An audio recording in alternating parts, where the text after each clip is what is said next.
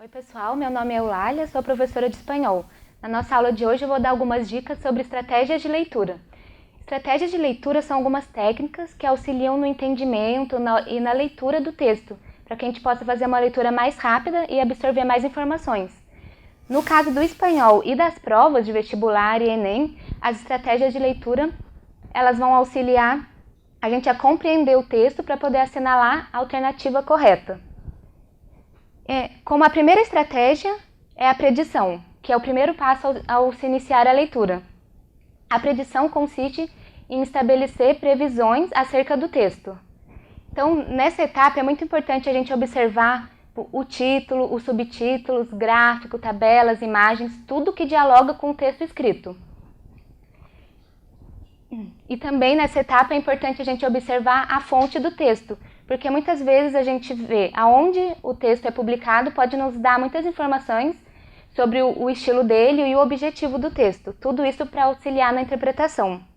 Também é nessa etapa que a gente pode contar com os cognatos, que no espanhol muitas palavras parecem com o português, então nessas palavras a gente já pode saber o significado. Porém, aí os cognatos, eles são essas palavras de origem greco-latina, que são muito parecidos, tanto na forma escrita quanto no significado. Porém, por outro lado, também existem os falsos cognatos. Assim como os cognatos, eles são muito parecidos na forma escrita, mas eles têm diferença de significado. Muitas vezes não significam nenhuma relação com o português. Que, por exemplo, borracha significa pessoa bêbada. Beca significa bolsa de estudos. Esquisito, no espanhol é requintado. E jugo, no espanhol é suco. A próxima etapa é a inferência, na qual a gente infere informações a partir do texto, que a gente não precisa, isso em qualquer língua, em qualquer leitura, querer entender o significado de cada palavra. No caso da língua estrangeira e do espanhol, a gente não precisa traduzir cada palavra. A gente pode tentar inferir mesmo o significado delas por causa do contexto, por causa das outras palavras que estão ao lado. Então, o mais importante na inferência é o contexto. Para ajudar também no contexto, existem algumas perguntas que a gente pode fazer para o texto na hora que está lendo, que vão auxiliar a gente organizando o que a gente está lendo. Aí a gente pode perguntar do que se trata, qual a possível relação com o título, quais as pessoas envolvidas, qual a época retratada. Se a gente já conseguir tirar essas informações, mesmo sem ler o texto inteiro, a gente já pode ir ajuntando para entender o seu sentido global. Aí depois tem a seleção. Já feitas essas duas etapas, na seleção a gente vai selecionar o que é mais relevante.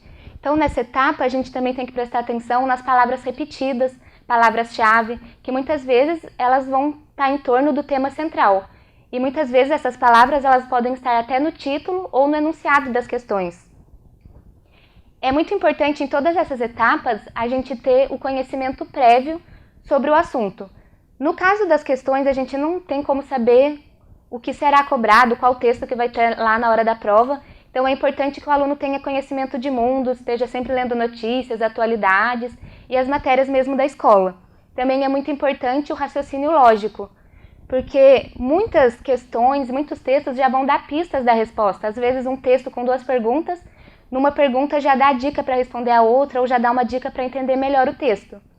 Aí com essas três etapas, elas vão levar a gente a uma conclusão lógica, que vai ser a retomada de tudo que a gente viu.